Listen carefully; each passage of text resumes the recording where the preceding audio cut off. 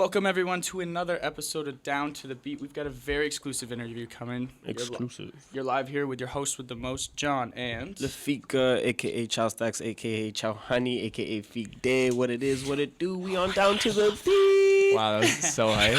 We got some crazy guests up in here, y'all. We are joined by the extremely talented, award-winning musical duo that is Elijah Woods. A.K.A.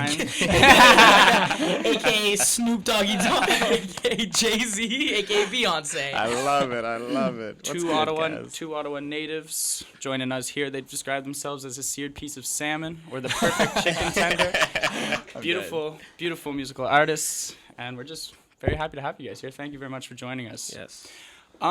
Let's start from your guys' start and just being from Ottawa and how that came to be. So we've heard the story many times of sparks flying. Once or twice. And you guys meeting at Algonquin College.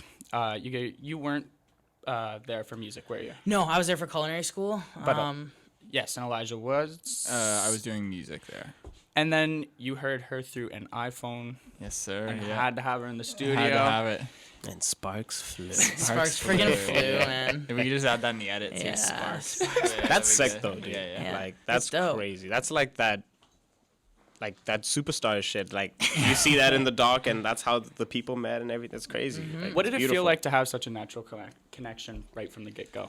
I don't know. I had worked with so many other producers. Not so many. I was like 19 at the time or 20 at the time. But I had worked with like a fair amount of other producers, and I just like... I felt like I was so emotional, not necessarily in a good or bad way, just like so emotional in general. And so the top lines I was writing and like just the music and the lyrics and the melodies I felt were so emotional and matched what I was feeling. And no other producer was able to kind of match that in terms of the production side of it, which is obviously such a huge part of the song. Yeah, of course. It's equally important. Yeah. So I meet Elijah and we get in the studio or he sent me I think a top line at that time he was making like EDM. Yeah, it was like some music. instrumental EDM thing. It was great, and I had never written to that before. Usually, I was writing like pop stuff and like some rap stuff because I thought I was gangster apparently. At the time. And turns out I'm not. And I was like, oh my god, like it just like felt like something, even if it wasn't the kind of music I was used to. It just felt like something, and we got in the studio, and it was just like. It was just organic. It was real. It felt like we were making something that like was finally like adequate to how we were feeling. Mm-hmm. Yeah, we You were can kind of kinda creating hear- stuff. Yeah. You can kind of hear those more electronic EDM-y vibes in your earlier stuff, I find. And then as time goes on, you're getting that more pop. You should and- hear the unreleased shit, man. Holy Yeah. I'm whole buddy, excited. big EDM drops. Yeah, big pop drop guys. What were your guys' lives like and your musical careers like before you met? I think it was kind of. I think it was the same for us both. We were both lucky enough to sort of work a little bit in music. I was lucky enough to do like a lot of dance music before. That's predominantly why I sent Jamie dance music. Was for the work that I was doing before. So I was doing like a lot of dance music for a bunch of Swedish guys. Wow. And that was interesting. Yeah. That was it's the same kick pattern every time. So it gets a little tired. Yeah, When you say dance music, what type? Like EDM? Yeah, like almost? mostly Okay. like big room stuff. Okay. So stuff that would be Yeah. at like festivals or Yeah. like festivals in 2013, 12. Yeah, Okay. like that sort of time. So Wow. that- Yeah, that's when it was prime that time. Big open saws Yeah, and just Swedish like, House Mafia. Yeah, exactly. My Yeah. second favorite. Yeah. Oh, yeah. The days like just post Swedish House. So I was doing that, and I was lucky enough to be self-sufficient. I was living in my parents' place, so I didn't have much overhead. But I was lucky enough to do that, and then I don't know. It was more just like I wanted something bigger. I wanted something more, but I didn't know what it was. And the main thing that James and I, when we came together, we both established is that we didn't have to try too hard for it. It wasn't like, oh, we really got to put a ton of work into this. This feels like work. It was just easy. We started creating music, and it was really relaxed, and it was just fun, and we had a lot of fun, and we created better content together, so we kept that moving. Two guys better than one, man. That's what they say. What was your career like before, after the Grade 7 talent show? I'm obsessed with you. I'm obsessed. All downhill. Yeah. That was my peak. I peaked on that stage singing Natasha Bedingfield. Yeah, and not being able to hit the high Yo, five. I can hit it now. I sang it the other day and I can hit it. That's huge. You're going to have to cover it That's now. huge growth. Anyway, yeah, I don't know. I mean, it wasn't much of a career. I know my dad. My dad's a classical pianist. I mean, he works for the government, but he's an amazing pianist, and That's a what? he's a pianist. Shut the fuck up. And That's terrible. That's Classic piece. and he I don't know. I grew up with like a lot of like over the rainbow type stuff, and the guy that he was making kind of his like albums with, if you can call them that, it was like this guy that like had just retired. He was amazing. His name's Brian, and he just like lives out actually near Elijah in Lanark County, and he invited me to the studio, and I had known like they know me since like before I was, well, they didn't know me since before I was born. They knew my parents since before I was born, and I was a fetus, and I was like, what's up? Hello. Throwing yeah, peace dude. signs out front. Yo, sign me, dog. Yeah. And I was like, I like went over and they didn't know what to expect. Cause my dad was like, yo, you should go. I'm going to bring my daughter out. And they were like, This we're is going to have to tell this poor child that she's trash. And it wasn't bad. They made me cover, I think, like some like Taylor Swift song, God bless her. And I did it, and I was like, oh, like I like started gaining confidence in like me being able to sing and wanting to sing. And I wouldn't call it much of a career. It was just like me working with like various people and like just like starting to write music, because I was always really big into poetry and stuff like that. Yeah.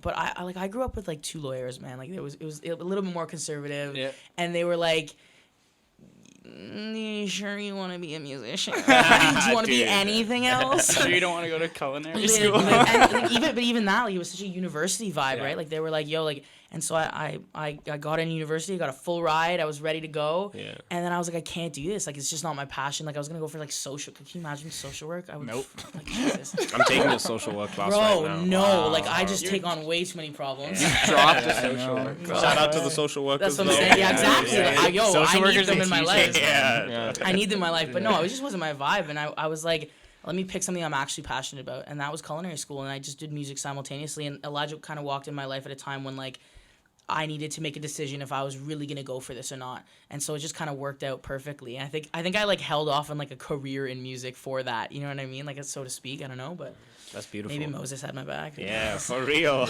Watching. Yeah. How did you find starting your careers in Ottawa? Like a lot of people move to Toronto or the big city to do it, right? Yeah. How did you guys find doing it organically through Ottawa? Or in Ottawa, I should say. It was kind of it's kind of interesting. It's reflective of our relationship more than anything. I think like at the very start of it was very much about us. And the nice part is that we could sort of do everything ourselves. And I think what's difficult for a lot of up and coming artists is that they don't have somebody who can record them or somebody to help them write. Or in my case, it was I had nobody to sing on my stuff. It was like I was creating instrumental stuff and there was nobody to sing on it. And there's not a huge community of people in Ottawa. There's definitely a lot of really talented people, but it's not as big as somewhere like LA or New York or even Toronto. So being from Ottawa, it was awesome when we sort of met and connected, the two of us, because we realized that we could sort of do everything. We could take it from point A to point B by ourselves entirely, and that was awesome at the very start of things. And then as we sort of grew and developed, we realized that Ottawa was super supportive because they sort of got what we were doing, which is It's a really small cool. town, right? It's a Yeah. small It city. is. Yeah. And not much comes out of here, right? Like, No. like the Atlantis more sets of the world, and like that's dope. But like that Dan was how many Aykroyd. years ago? Yeah, Yeah. literally. And like it's like there's so much talent, but there's not much really going out, especially on like a larger domestic scale, and then pushing kind of outside into other markets internationally. There's not a lot happening. So for Ottawa to see, two people, it's something. I think it's just as exciting for them because they're like, okay, Oh, like, yeah. we've been saying Ottawa's Yeah. dope, and now Yeah. we have a couple people that are You guys really opened the ruining that doors, for us. man. Just kidding. Yeah, we hope so. It was it was an interesting time period, and like it still is a very interesting time period for us, just kind of seeing how people react to things and what people like and what people don't like. But Yeah. Ottawa has been really consistent. They've been super supportive of us as people, which is awesome. So is it just you two? Like I know it's in the names. There's Elijah Woods and Jamie Fine. Do you play with a band though? We do play with a band. In terms of the back end stuff, like we were definitely starting to collaborate with more like producers and writers and stuff like that. But for the most part, A to Z, it's us. On stage, we have incredible musicians with us. Darius Martin, who's our drummer, and then Matthew St. Jules, who's our guitarist. And they're just such dope guys. I guess Darius is technically from Toronto, but he's been in Ottawa for a couple decades or something now. Have you hooked him up with Justin Trudeau's son yet? Oh yeah, get it! Oh my god, you're so good at this. Is crazy. We Ottawa really 2.0. want him to. Like, I think it's dope. We met. Yeah, and yeah. He was such a Yeah. dope. Yeah, They're it's just super such good kids. Yeah, and like, super nice people. Where'd you hang out? Like how did that Where go was down? that? Was it was the an backstage. event. It was an event that we were hired to do. Sure. What was that? What was that called? event that we did for Justin? Youth Summit. Amazing. Yeah. 10 out of 10. Yeah, Youth we did Summit. this youth summit thing, and him and his wife Sophie were there. Or sorry, not Justin. The son. I can't remember his name. What's his name? I'm terrible. Jay Truge Jr. We'll go with Yeah, that. yeah, my dude shut out at me because I'm a terrible human. But I didn't realize they don't have social media, so we couldn't follow him. So anyways, no connect. I get it though. Yeah, totally. Anyways, social media. We connected with him backstage at a show, and he's freaking out over Darius because Darius like has chops, like he can play. Like Really? every time I sit there and watch him, I'm like, all right, you're pretty sick. Like, you're insane. Like I'm really fortunate that you play for us. But yeah, he was pretty blown away, and then we've been trying to connect them to try to get drum lessons going because apparently the kid's a crazy drummer. He loves it anyway. Yeah, I don't know how he yeah. is, but like apparently he loves it. And his sister's she's a little younger, but like she does like keyboard and a little bit of singing too. So it'd be cool to like, I don't know. it'd be What cool better to, way like, to do connect. it through like one of Yeah, his that would favorite be artists, sick. That's what I'm right? saying, that's A what little I'm saying. feature. Yeah. Alrighty, so let's fast forward a little bit. Now we're at the launch. Mm-hmm. How long was the recording process of like the full episode? Like it looked like it was done in a day, but like For the most part, like, pretty it was like quick, yeah. 48 hours of like total filming days. Mm-hmm. But we were in we were in our room. Every artist was like separated in their own like kind of dressing green rooms, and we were there for the majority of it. Like it was pretty brutal. was gonna Actual say, filming was probably like maybe 6 like hours. Yeah. maybe 6 hours. I was like looking, I was like, this can't just be one day, but they're not changing their clothes. Yeah, big dry cleaning guys. Big day-to-day dry cleaning guys. What was that like? the launch in general? Yeah. How was that experience for you? It was interesting to us. Like we said no to the launch like 4 or Yeah. 5 times. That was crazy to me. Like, Yeah, Yeah. no. What changed your mind? I think that it was just something that like we as a team collectively were like, you know what, like if this is the next step that's gonna help us get where we want to go, then like we might as well give it a chance. And we did, and like that the initial response from that was obviously great. Yeah. But in terms of the actual process, it wasn't like this huge TV crazy thing for Elijah and I. Like that's what we do every day. We're in the studio every day making music, and that's what it was about. And there's like that scene everyone talks about. Like you were joking about it before, where we walk in and we're like, "Yo, we changed the song." Not at all how it went down. No. Like we talked to Ryan the day before. Okay. Have to change his idea, and he was like, "Yeah, go try him out, and like we'll reconvene okay. tomorrow." Yeah, It's and a he was little so TV supportive. magic. Oh, yeah, yeah. exactly. TV magic, And they yeah. needed that, right? And we Yeah. totally got that, and it didn't. I don't think it made us look bad. I think if anything, it made us look really independent as I thought artists. so. I was like, damn, okay. We My got guy. this. I got the reins. I did that for you guys. So I heard in one interview, like you guys had to wait for 3 months before the episode even came out. Yeah. And you're just like, what's that like? Dude, that must have What's sucked. that like? Just sitting there knowing you have this song ready to go. It was that pretty you've weird. won, and then people are coming up to you going, "How is it?" And you're sitting there going, "I can't say nothing." Straight up, we just signed a lot of non-disclosures. Like Yeah. they were like Like, everybody, probably too many like non-disclosures. Oh, any- you had to ev- sign that? Well, yeah, but like everybody that we told that we won, they had to also sign one. So like if I came up to you 2 months after, I'd be like, "Bro, Anybody we that we won. told we were on Here's the a non-disclosure TV shirt show today." had to sign an NDA. Yeah, Wow. yeah. But we were just kind of like everyone we'd meet. Yeah. Like It's we like met somebody on the NBA. street, like Steve on the street walking by. We're like, "Yo, I need to get this off my chest, bro. I just want a huge show, but like, yo, sign this NDA and we'll all be good." Yeah, we'd be like walking down the street playing the song on our iPhone and like handing out Yeah. NDAs. Nobody could afford it. It was like $1 million Yeah, it was fine or insane. something. Yeah. There's no way anybody could afford it. Yeah. You guys just started walking around with backpacks full of Mixtapes, Yeah. just in case. Just in case. Ain't easy 7 ways. Yeah. How did you decide what original song to sing? Because you sang 848, a song that you still haven't released yet. Still not out, for And the love of you God. said that this is your most important song. Why is it not out? I think we're waiting for the right time. Like it is genuinely our most important song. I think it's the one. It's one that just kind of defines us as writers and people and how emotional we are and how hopefully real we are. I think we're just waiting for the right time. It's one of those songs that like I'm trying to think of like a huge Adele song that like ended like Hello. And it was huge. It's such a huge song, but I wonder if she put that out as her first song to blow up internationally, how it would have done. And I don't know. I don't think anybody can answer that Or if question. it was just like a lucky one. Like Yeah. Rolling in the Yeah. Deep came out, and then she just like blew that out of the Yeah. water. And it was right? like 2 years later, right? Like it was domestic for her, and then 2 years later, or a year later, or whatever it was huge in North America. So like, you look at what we're trying to do, especially the goals that we're setting for ourselves internationally now, and like that's one of the songs that I think we all kind of agree can take us to like a different level. but it's not necessarily one of those songs that like you listen to and you're like, this would be a radio smash. It's just like, holy, you feel something. It's not going to be like the number one on your playlist, but you're going to always listen to it. Yeah. Like, that's Gonna get you in your feels. Yeah, Yeah. 100%. It's gonna make you feel something. Yeah. I think it's just about the right time for that song. It's one a of those gut songs. feeling kind of thing. Yeah, it's one of those songs that's like, for me anyways, or I think for the both of us, it's kind of timeless. So like, it's not in whether we released it tomorrow or in 3 years. It's like the story is still the same. And It's that's still how you want relevant. your music to be, you know? Absolutely, man. Timeless. Yeah. No, it's one of those songs that doesn't have an expiry date, which I'm stoked about. So like, That's- it's yeah. about the right time. That's special. That's very special. We hope so. That's all. I hope You'll so. be the judge of It's it. probably shit. Probably Who really knows? Yeah, fucking you guys are gonna be like, yo, this You song guys are gonna listen to it and sucks. be like, why the fuck they wait on this? We've been sitting on it for Jamie's so gay. long. Jamie, you like girls? What the fuck you saying about girls? What? Wait a second. I love it. How was it taking criticism from like professionals on national television?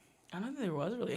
Not There wasn't any critics. negative criticism. No, pointers and stuff. yeah. Like, I think it was good for us. We're two of the least sensitive people you'll meet. you've said that. Yeah, we like walking into a room and like we've said it before. I'm sure you've heard in other interviews. Excuse me. We throw things at the wall, see what sticks, and if somebody wants to peel it off the wall, we're like, okay, cool, let's move on to the next I one. didn't even like it anyway. Exactly. Screw you, Rip that bitch. Band-Aid. Yeah. Yeah, but like it's not. For us, we're just like anything that can help us grow, especially as like artists, like that's so important. Constructive criticism. Exactly, and like any criticism, like especially being harsh, like if we need to hear it, like sometimes both of us just need to fucking hear it. Yeah. And like whether that's from our team, our managers, or if it's from people who've been in this industry much longer than we have, if somebody comes up and they're like, you look stupid, I'm going to be like, well, I got to think about why I look stupid. And if I disagree, ultimately we disagree and we keep going on our way. Field everything, Yeah. yeah. Like take it all in and do with it what you want rather than just being like, I'm going to reject that. Yeah, like, let's learn do from that. it and grow with it. How much different do you guys think your lives would have been if you hadn't accepted on the fifth or sixth time, whenever it was? Because you've said Good you question. weren't radio or reality TV people, but now you've got a 2-time platinum single, Hey. and you were debatably, well, not debatably, you're the most successful act from the 35 that went through the 10,000 applications from the first season. How does that feel? It feels pretty good. Like I don't know. Without sounding like pessimistic or anything, it's just like what the launch meant for us was like skipping a few steps. It wasn't any more complicated than that. We saw it as an opportunity to be put in front of like a lot of people who would sort of get us, which was awesome because it very much did that. If we hadn't have done the launch, I think eventually, just based on the music that we were creating and that we are creating, we would have had some success for sure. It's impossible to cut through now. Like it's like everybody has to, in my opinion, I think everybody has to sort of field every opportunity that they get given in any entertainment industry now, because there's so much noise and there's so much content released every day that in order to cut through, you have to be doing something incredibly special or be super lucky. And that's what that opportunity was for us. It was a chance to be put in front of a ton of people, regardless of being maybe not the initial lane that we wanted to take, but we took that opportunity and sort of made it our own. We took Ain't Easy and made it our own, and we took that opportunity and we turned those into people who are now following us, which is awesome. So we look at it as a positive step in our career. Would we make it again? I don't know. I think it's only brought positive things for us. But it's just it was a very interesting step for us because it cast us into a light that I don't think naturally we would have gone. Yeah, it feels less organic than Yeah, per se. and I wouldn't necessarily agree with like. I think that's the thing with any decision that you make in the industry. There's going to be positives and negatives. So I wouldn't necessarily agree. It only brought positive things for us. What it did was it did exactly what we wanted it to do and what we were told it was going to do. And that's not a surprise. It can't be a surprise for us, right? And I think that's the important part of that. But when it comes to like the follow up, what's nice is that it was a Canadian television show and it didn't go past Canada. So like one of the things is like, you look at other artists, you look at like other domestic acts like Tyler Shaw and Rhea May and stuff like that, and they have numbers too, and they're getting played on the radio too, and they didn't take that route, but we're still working with those artists. Like it's basically we're all coming together anyway. So like whatever route you choose to go, especially domestically, I think it's a little harsher in the States for sure. Canada's very small too. Yeah, like it's so accepting, right? So there's no That's what I was judgment for gonna doing say, that. right? Like Canada loves to help Canada. Right? Exactly. Yeah. So it doesn't matter which way you go. If we were on American Idol, there's a stigma there for sure. It would have been a very different story. Being on the launch domestically, it didn't really set us back in that respect at all. Wow. Okay.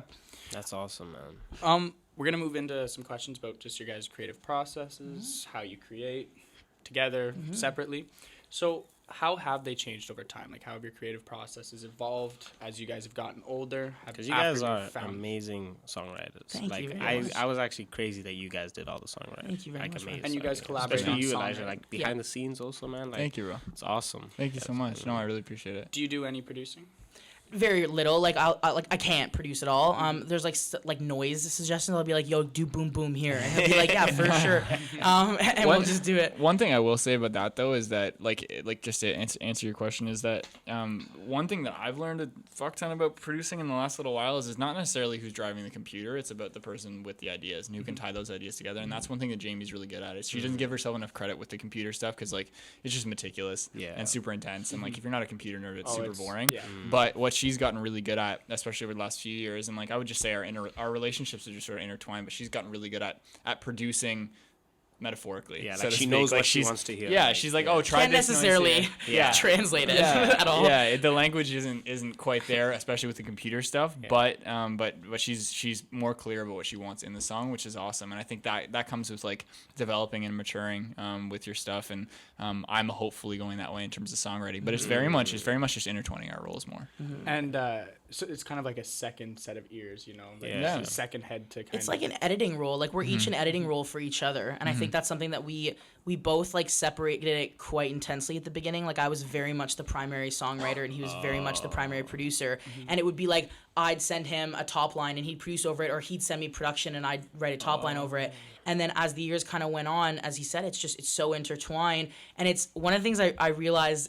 I was talking about this the other day with one of my buddies, and he is a producer through and through, and I'm a top liner through and through, but we've both served as such an editor for both of those things that like that's why you look at so many artists nowadays and you look at the credits and it's like 17 writers on a song. We have a big issue. Oh man, yeah, it's 15 different producers, and we see the value of 2 or 3 or 4 different people on a song. We get it. Yeah. But what's nice with both of us is that because over the years we've kind of taught each other without actually doing a lesson how to be editors for each other. We have more than one writer in the room, and we have more than one producer in the room, so to speak. And it helps us with that writing process, and you can see the music evolve. Like you were just saying, like the stuff that we were doing initially was quite electronic, a little less complicated. And like even on that, like if you go to your Rebel sessions, like you've got White Rice that's almost rap like, and then the other ones you're singing, and the 847 outro. Oh, I got goosebumps. Oh man, we balled. That was a real one. I was like, okay, Elijah, throw in those 808s. Man. Do you do any singing? I do. I sing a little bit. I sing backgrounds on a bunch of our stuff. Okay. There's some new stuff that I'm singing on. For me, I'm just like nobody sounds like that. So like I'm never gonna. My thing is always put the song first. So like if I sound good on a song and the song's very true to me and like it's the right messaging and it's the right time, I'll sing on it 100%. But like if it doesn't need my voice on it, it's like I sound like a white dude. Like I sound like Charlie Puth. Like it's just like there's nothing really special about his voice, but he can get it done. You know. Yeah. No disrespect, Charlie Puth. He's a god. Like he's like. I'd love he's to work with you legit. someday. Yeah. Also hit me up. Yeah. Also, here's my number. But that's awesome, man. Like being a producer and stuff. You know what you want fit where and stuff. So you think your voice is good here, you toss it in there. If not, like that's what a producer is. Yeah, absolutely. Not just a beat maker. I also wanted to ask, what age did you start producing, and what software do you use? I use Ableton Live, and I started producing when I was 14 or 15. I got a copy of Ableton, just some like bootleg, I don't know, probably off like the Pirate Bay or something like that. Nice. I had a friend who was making like super electro stuff. Like I don't know if you guys know like Mastercraft and like all these. They're like OG. Or like Justice. Do you know Justice? No. Not a I know Justice League. Yeah. Justice League. Yeah. How old are you guys? I'm 23. I'm 21. Okay. Amazing. All right. Yeah. So like just before your time, probably. Like yeah. But anyway, so they super electronic stuff. And I linked up with him, and like he taught me what sidechain compression was, and like it was just like I don't know, like little things like that I was like super excited about. And then I just realized I was a huge computer nerd, so I was like, fuck, I'm gonna really get into this. And then I just kind of went psycho for like 5 years, and I didn't do anything else. Nice. And here you are. Yeah, and then I don't know how we ended up here, but yeah. just being a computer psycho. That's it, man. Yeah. To my benefit. I'm really good at auto-tune. Yeah. Thank Your God guys' for is, Yeah. What the fuck are you trying to say, man? No, I'm kidding. Thank God. You make incredibly emotional music, and you can hear that through almost every song. But it's not that it sounds emotional. Like, I was at the gym yesterday just blasting your album, and I'm like, okay, this is like, I'm like, want to party now, but I also want to cry. Yeah. So how do you separate the art from the artist? Can you put yourself in those shoes to create music that is that emotional, or does that all come from personal experiences and your own emotions? I'd say it's all personal. 99% of it. I think the only song that isn't a direct story to us, which we kind of made fit to our lives, was Better Off, where like a friend of ours was like, yo, my ex is crazy. And we were like, I'm going to write a song for you. Like, we literally were like, yo, we're going to, and it was a joke, and it ended up being a banger. But other than that, I friggin' love Better Off. But other than that, like, everything has to be relatable to the both of us in some way. And it's just stories, man. Like, that's what it is. It comes down to. It's just stories. You're telling a bunch of stories. And one of the things that, you know, we laughed because we wrote this song called "Sellout" in LA. When we just came back. Literally, we called it "Sellout." We're gonna get there. And it's such an intense song, and we sent it to our label, and our label, you know, we had a call with them the other week, and they're like, you know, is this about us? And we were like, yeah, fuck yeah, it is. And we were like, yo, like, we're two emotional fucking artists, but also, like, we express ourselves best through music. So sure, you want to get on a call, you want to have an hour conversation, you're not going to listen. You're going to listen to this song, and you're going to get it. And they got it. And, like, that's one of the things that Elijah and I want to do is anything that we can't say or we have a hard time saying, or we just want to put into, like, this melodic content. Yeah. We throw it into a song, and it helps us to be able to kind of, it's just It's our therapy. outlet. Therapeutic. Yeah. That's what I was So gonna say, therapeutic, man. And how do you do that through production? Like, how do you get in touch with those emotions through production? It's a good question. It's kind of less and less about creating endless instrumentals. I used to just like sit down, and that was my entire voice. My entire voice was just sitting down, and just like I would crank out 3-4 instrumentals a day that were like cool and like had cool beats and everything like that. And there's a lot of guys who do that for hip hop stuff now. Like I work with a lot of people who are just creating hip hop demos, and like that's awesome. For me, it's really about the emotion of a song. It's like if a lyric or like my whole thing is texture. So like it's kind of like psychotic, but I equate it to like you know what synesthesia is? People go all crazy with this when they associate colors with sound. Yeah. I'm not synesthetic at all. I associate color with sound in a different way. I'm not synesthetic at all, but I associate texture with emotion. So like in the same way that like nails rubbing on a desk makes a certain sound, I associate a guitar with like a certain quality of a song, or I associate a piano with a certain quality of song, and that's what inspires me. So like if I hear like a certain noise or a certain tone of a certain instrument, then I'll get that emotion. So it's more about the texture of an instrument rather than what that actual instrument is. Has That that is been? sick. Has that That been? is like I've heard like Kanye, Pharrell having that color thing, but I've Yeah. never heard of this. This is A lot of people kind of go crazy about it, and I don't think it's an advantage. I've watched a ton of interviews on it, on this whole synesthesia thing. I don't know if you ever looked into that, but it's A little bit. It freaks me out. I know It it's does. wild. Like Freaks me it's out. a lot of really talented people have it, but apparently they're just like, yo, it's just that it doesn't give me any advantage. It's just that I associate brown with 400 hertz. Like it's not like it Yeah. doesn't mean anything. Did you develop that, or was that something that you had felt since you started producing? Since I started, I think it wasn't something that like I had to work at. Like it was just like that's what I feel. And the strange thing now, and I think we could both say this, is that emotionally we're like more invested into like the realness of a song rather than just creating content. Yeah. Whereas before it was like we could create all the time. We were always writing. There was always something to write about. And now we're like, all right, let's make sure this story is something that's like concrete in our lives, means something, Authentic. very, very real. And we're more about the quality rather than the quantity now. We want to be inspired when we're writing, and we want to be inspired by something. It's the same thing with production too. That's what it's all about. Yeah. Let's go back to LA. When did you guys run away to there? Is that about 4 months? Done it a few fucking times. It's beautiful, man. It's great. It's gorgeous. Yeah, that's all right. We try to get there like 2 times a year, 3 times a year. The first time we went, we just locked ourselves in the hotel. And The first time last year, yeah. The first time last year, yeah. And we just locked ourselves in the hotel. We wrote for 2 weeks straight, and we made like It was like 11 songs or something, but like pretty complete songs. Ended up with kidney failure then. Yeah, that's way too much liver vodka, failure. but whatever. Yeah. That's a different fucking story. Well, this is actually your intervention. Yeah.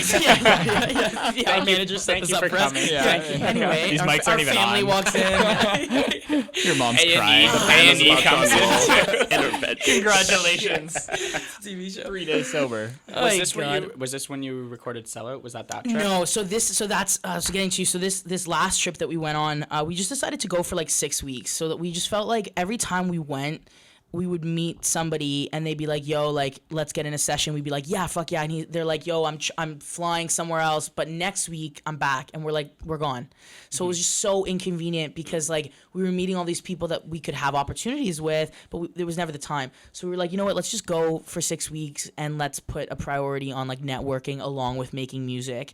And it really helped us because we were doing like 2-a-days for like 2 weeks, and having like 2 sessions a day, and writing with incredible writers and producers, and it just kind of, I think, expanded our creativity in like a really organic way, and seeing like feeding off of other people for once. And it was interesting because for the most part, actually, we kind of came back to our own music, and we were like, especially for our own project. Yeah, we were like, wow, like what we do is really special. And even with working with like people with amazing writing credits, we were finding like, let's pitch these demos. It doesn't really fit what we want to do with each other, and that was an important lesson in itself for us. But that was the trip where we wrote Sell It. It was like we had like a mental freaking breakdown, and we drank so much vodka and beer, and we went up to the top. We were staying at this gorgeous Airbnb with a roof. And we just like got up on the roof, and Eli came like running downstairs, and because we were like, fuck everything, fuck everybody, fuck everyone saying that we're great and nothing's happening, and we were just like had a mental breakdown, like it was bad. And Eli like goes pee or something and comes downstairs with his guitar. He's like, yo, Jay. I'm like, what's up, Jam? You never call me Jay, but Jane. Whatever. I was like, who? Douchebag, yo, douchebag, what's up? And he's like, yo, I sold my soul to write some songs that I don't care about. And he does he comes up with these 4 chords to go to the roof, and we just start writing, and it fell out of us in like 20 minutes. And it was just meant to be. It was one of the songs that were meant to be. Wow. How does it feel to have these frustrations and like just like your creative process is almost just drained? This industry here? must be exhausting. Exactly, right? Like, It's just pretty introspective. I think you're always just looking at yourself, either that there's something wrong or there's something great going on. Like it's like almost narcissistic. Like you're always reflecting on, okay, that situation went this way because I handled it this way, or that song went this way because I wrote and was feeling this way. It's just really in your own head. And it's interesting to sort of like reflect on the decisions that you make in the past and then reflect on the decisions you're making now. Because you're always in a different place. Like every decision you decide to make takes you down a path, and then you end up there, and then you got to live with it for 6 months. And you're kind of like, holy shit! All right, I'm a different person 6 months from now than I am right now. And it's just like you're always changing, you're always adapting, and like the struggles of the outside pressure is nobody else is living what you're living. Nobody can relate. Yeah, like it's very it's few really, people can Like relate. you can only talk to each other, and you both have the same fucking problem. Yeah, and there's no solution. That's exactly it. There's no solutions ever. And like anytime you talk to anybody on the outside, or even somebody as close to it as our managers, is like we're creating something. Like I was talking to one of my friends about this the other day. It's like I'm creating something so real with somebody that I love so much, and there's nothing else that will ever compare to that feeling, no matter what. And I can't ask for that feeling back. I can't. It's like being addicted to a drug that you can't get. It's like you can't access that thing unless you're in that space. Like when we wrote Sellout, it's like all of a sudden there's like this wave of emotions. You connect to this piece of art, and then it's just gone. Chasing And the that's dragon. it's exactly it. And you're always chasing that, and nobody can understand the desperate desire to feel that again. And when you don't feel it, it's such an exhausting low. And that's you put it perfectly the way you said that. Like we both have the same fucking problem, but we're all we have to talk to each other. Even going with other artists, because everybody does things differently. We know each other so well that when we talk to each other about it, we're like, "Yo, here's the problem," and we're like, "Well, we're all out of solutions." So like, let's go to fucking LA and drink let's vodka. go to LA and write Sellout and drink vodka and drink beer. Like it's like that's what else do you do? Do you think that TV? rock stars right there. Do you think that the launch in TV had anything to do with that exhaustion? Just like the pressure maybe that it put on you guys. I don't know if there was pressure. I think the only pressure that we have now is one thing we've noticed is about music in general, especially in 2020. 2020, Wow, Jesus, weird, yeah. that's weird. Especially like in this day and age, is that music is consumed so quickly that either you have to A, turn it over so quickly that it doesn't mean anything, or B, have everybody buy into a single. And like I guess it's sort of been like that for forever. But that's the most pressure that we feel is coming out with the next single. And it's not just a great song, it's a song that everybody believes in. They're like, hey, we want to invest thousands and thousands of dollars into promoting it and doing all that. That's the only pressure that we feel. I think the TV thing is inevitably what the TV thing is. It brought us to a place where we, I guess, sort of needed to go, and it put us in this radio lane, and we've seen the benefits from that. So we're not shying away from that at all. It's more just taking what it gave us and trying to move into our own direction. So having the hit Ain't Easy, come off of the show, going double platinum in Canada, do you still chase that dragon of creating something that is that major? Or how do you deal with trying to recreate something that big? I think that's the pressure that kind of Elijah's talking about is that it's like, fuck, like what's it going to look like if we don't get that again is more the question. What's it going to look like to everyone else? Because for us, it's not something that we organically chase. We don't care about that. For us, if we would be Dermot Kennedys of the world, we don't need a radio hit. We just want to make music that people fuck with and go to a live show and are like, oh my God, this is dope. That's what we care about. I'm going to eat off this. Literally, like that's what we care about. I want people first and sweating foremost. on me at a show. Like that's what Yeah, we want them right there, and that's our dream. Intimacy. Exactly, Yeah. that's our dream. When you look at what was formed from the TV show and stuff like that, it's like that's not our dream. So it's it's what he said. It's how do we take that and get what we've always wanted? And that's the pressure. Is like shit. Like I guess we need another radio hit if we want to keep booking shows. Like I guess we need that. And it's just like we've seen the benefit, right? Like we're like as honest as we can be is like we're fully self-sustaining musicians. Like I have. And how many people do you know who yeah. can do that? I was just gonna say that's just that's an accomplishment, and we're super grateful for that. We recognize the value of a hit song, and like I think that's the only pressure is we recognize the value of what a hit song can do, and we've seen people's lives around us change. Like we're buddies with the guys from Loud Luxury. Like they bought a house in the hills this year from one fucking song. Like one song changed their entire lives. Like it's just madness, and we see the power of what that song can do and what it could do. So there's something about chasing that for sure that's enticing. But as soon as you're trying to write a hit, it doesn't happen. Never. It's impossible. So And like, you and you look at the never boils. literally. That is my Fucking line. metaphor guy right here. Did you see the meme the other day? There was a meme and somebody was like FaceTiming the pot so it doesn't boil. I was like, that's dope. Anyway, off topic. But that's you look at like somebody like Dermot. You look at somebody like Russ. It took him 11 years to And get people here. still hate him. People still hate him. Heck, he's a little crazy. Yeah, God bless him. But like 11 years, 10 or 11 years it took him to get here, and now he's making money. 27 or something like that now? Exactly, and he's Selling out making money. stadiums. Crazy. Yeah. But like, and I look at like. I don't want to do that. I don't want to grind for 11 years and then be able to sustain myself. So that's like the happy medium is like, are you willing to sell your soul, and how much of it are you willing to sell to be a sellout or not? And like that's what I guess ultimately that song is about. But that's our struggle, and that's it's the where pressure. you can put it. Yeah, where you can put that thing. This whole like the idea of selling your soul. It's like, well, no, I'm selling a product so that I can sustain this lifestyle while I'm happy. Like we still do tons of shit that makes us happy. Like we're not negative, pessimistic people. We're happy, man. Like I don't have a job. This is the most stressful thing I had to do today. That's high. Same. Yeah, I gotta quit whatever I'm doing. I got like You guys cold are sweats trash. walking in the fucking building. So I have an assignment due at midnight. We'll do it for you. So having a song that's playing around the nation, you've said how much like you guys almost hated it by the end of just like you're hearing it, you're like turn the fucking radio off. You're sorry to people that like your friends and family that are just hearing it so much. How quickly did that novelty actually wear off? I don't know. I don't think it's still fully worn off yet. Yeah, it's like it's cool to have recognition for something you care about. I think Ain't Easy's like just a weird one for us, just because we had the least amount of involvement in that song that we did with any of our others, but like we still co-wrote it and still whatever. We were still very involved with it, but it's just like it's a weird one because there's all this other stuff attached to it. Yeah. When people send us videos of our songs playing on the radio or whatever it is, it's still an awesome feeling. That's It's awesome. super Yeah. great. It's just it's strange because it's not why we do it. It's not why we create. It's not why we create music for people.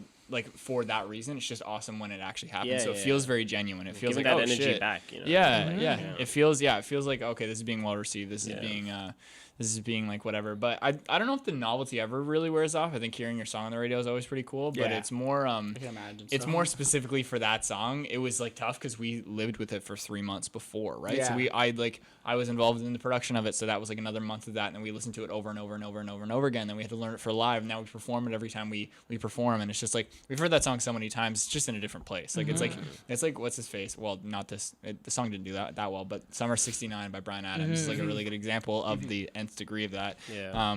He probably loves performing that song for one reason. It's just because everybody sings all the lyrics, but he probably fucking hates that song. It's like, yo, that song can literally die. But like, and that's the thing is, I'm sure he said it in interviews, like, you get like a little spark every time you can put your microphone up and have the whole crowd sing it. Oh, Like you yeah. get, Yeah, it you were re-sparks it saying for you, and this. you're like, shit, like, oh, this is a good feeling. And like, as soon as you get it, I think it's gonna have that place, gonna sit in that place for us until we have our next song where it's like that. Better Off a little bit did that, but hopefully, you know, with our next release, especially, like, hopefully it's you know, that same kind of vibe where you can like put your mic up and you're like, oh my god, like this is why we They like, know yeah, the it's worth it, words. exactly. Yeah, They're it's listening, wild. yeah, Someone they care. Someone who wrote in a basement, everybody's like, wow. I was just gonna ask, do you guys still record in your basement? Yeah, so Not your grandmother's? No, Not your unfortunately, grandmother's? unfortunately not. That was a vibe. Yeah, that was great. Best days of my life. His tiny little room. No, so I have a place not far from here, and then built a little studio in the basement, and Nice, it's, decked out and yeah, everything. yeah. It sounds exactly. I engineer and produce and mix all of our stuff there. But what's cool about 2020 is anybody can do it anywhere. Like some of the best songs we've written have been like in LA, like on a rooftop with a guitar, and then we went downstairs to this like terrible sounding room, and we were just like, fuck it, let's record the vocals here because they mean more. It's like the emotion of the song is what matters. So No excuses. yeah. Exactly, there you go. How are you guys trying to tap into the American market, or are you? We absolutely are. We just got asked to play South by Southwest. We I like saw them. that. Yeah, my knees, give me my knees. We're really excited for it.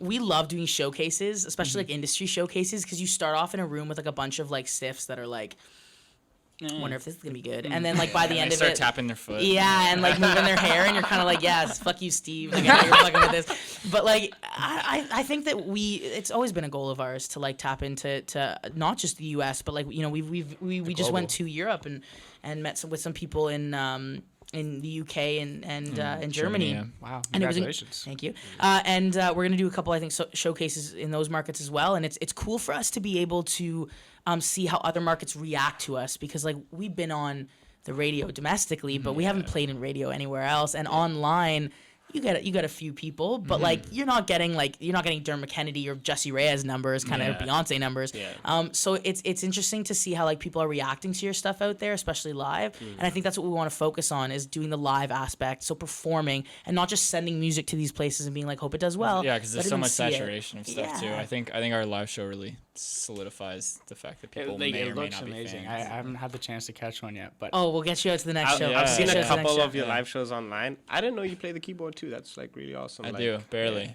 Yeah. Because He's so you're dope. He's performing dope. with like a double Yeah. rack Tier, keyboard. yeah. how does it feel I get to it come done. back to Ottawa Nice. and do live shows? Ottawa? Yeah, like what's that compared to doing them anywhere else? Ottawa's a weird market. It's awesome. What we notice about here in comparison is somewhere like I don't know, Edmonton or like Calgary. Winnipeg. Winnipeg was a big one for us, yeah. Winnipeg's cool. It's just like Ottawa, there's always an excuse why not to do anything, and like people are very supportive here. Like let me say one, people are amazing to us here. It's just like the difference of energy and like the crowd is like Ottawa are like watchers and Winnipeg are like let's Party. get fucked. Wow. Like let's like pour vodka all over the crowd. Like we can People start a lose their mosh mind. pit there. Yeah. But here it's harder. Yeah.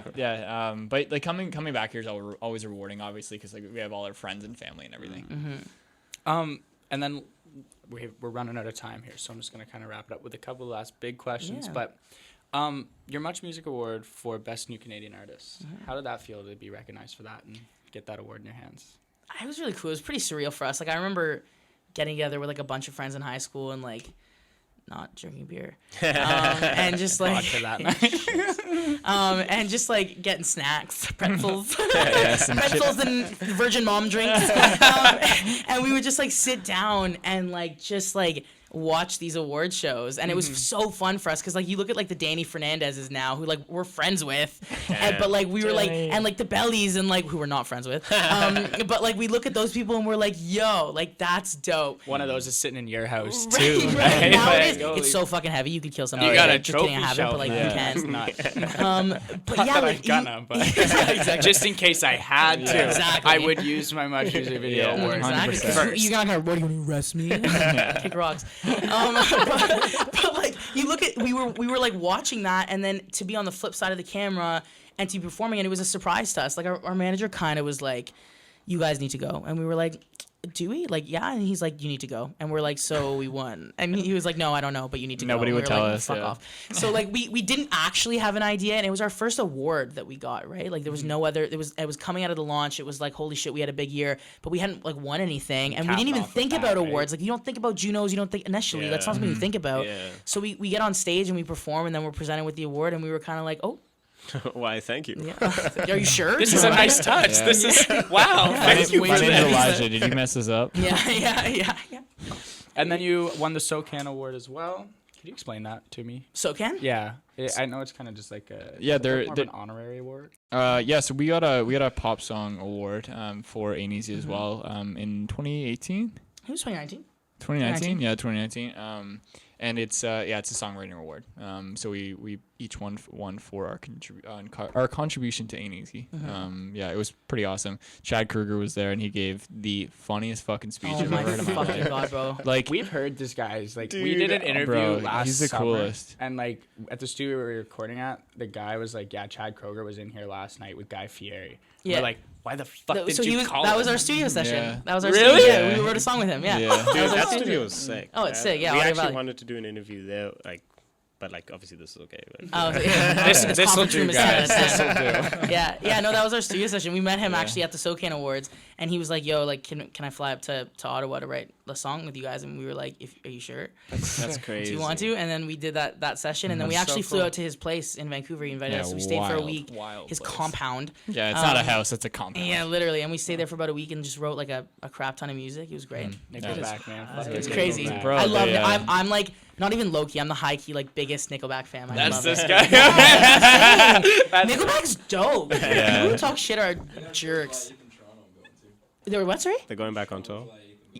Yeah, they're doing but their Roots they're going tour, to the yeah. Budweiser stage. Yeah, I know, it's huge. Should be fun. Maybe Jamie Fan will be on stage again. Hey, Best day of our opening. lives. Yeah. Best day- I don't know about opening, but Elijah's in the Alrighty. back. And we're really running out of time here, so we're gonna get to our outro. Last thing, collaborations, inspirations. Who are you guys inspired by? Hans Zimmer. I thought that was weird. Yeah. He's a film music producer. Like, He is. Do you want to do that one day? he's so much more. so much more. What I like about him is he's somebody who like he does things like he just does things really fucking well. Like he just like if yeah. he does something, then he's gonna do it to the best of his ability. He's so talented and so minimalistic and so understated. And he creates these like super, I don't know, just exciting scores. And like for me, watching somebody do that to film, which is like a really emotional thing, it's like you can watch a really good movie with bad music and like the movie doesn't hit as well, but you can watch an okay movie with incredible music and it changes everything. So 100%. for him to do that, he's been involved with like only the best of the best because he is the best, but it's watching him do what he did in film, it's like I just respect anybody who can do that on a musical level or an artistic level at all.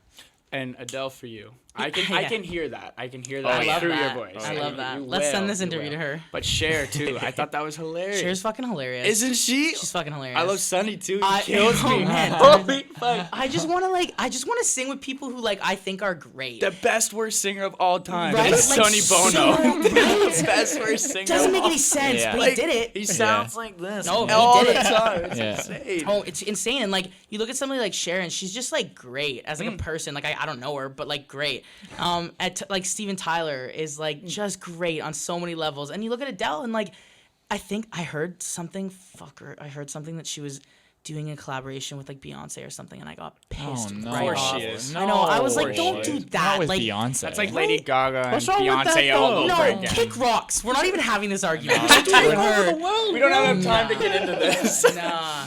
Are you collaborating at all with anyone from Ottawa or like musical artists, not necessarily producers or songwriters? Yeah, you guys trying to keep it local. You know what I'm saying? Like, I don't know if we're keeping it local, but I think there's some talent here for sure. Yeah. Specifically, not right now. Nothing in Ottawa.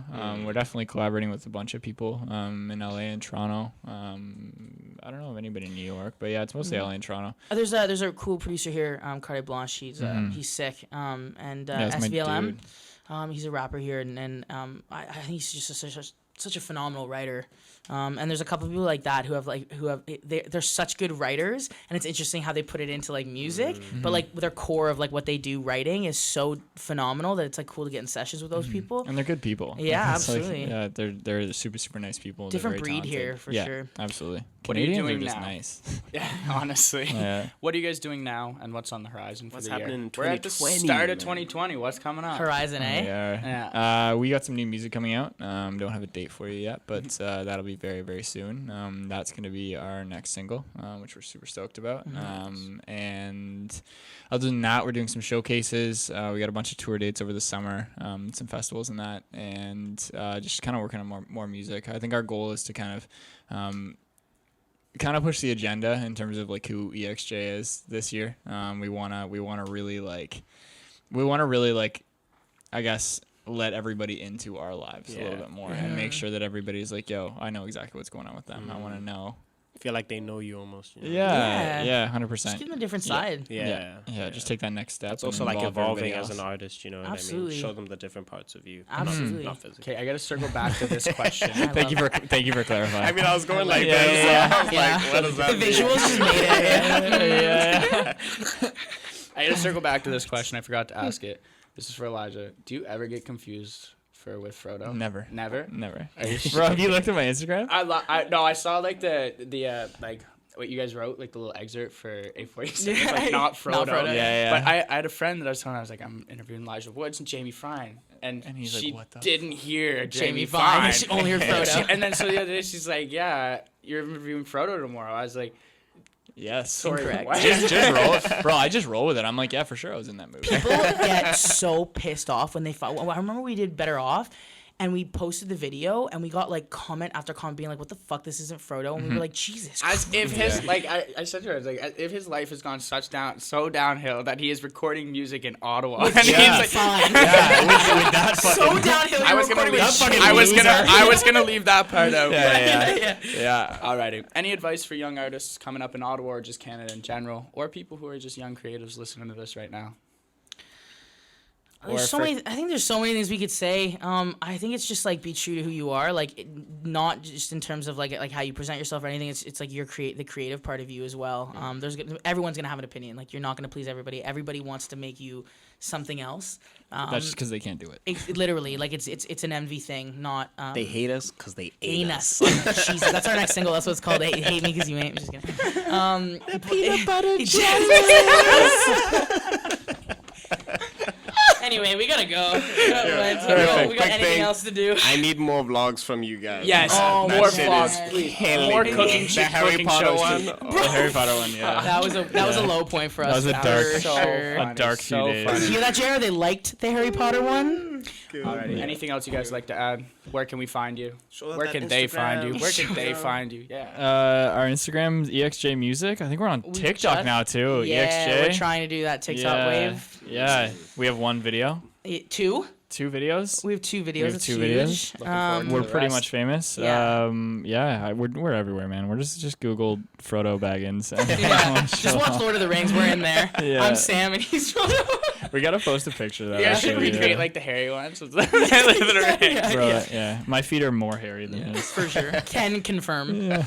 Alrighty, guys. Thank you very much for tuning in to another very exclusive interview on Down to the Beat. Stay down.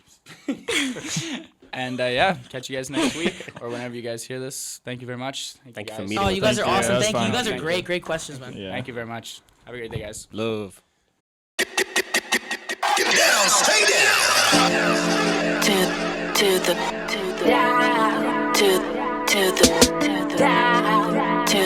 the beat.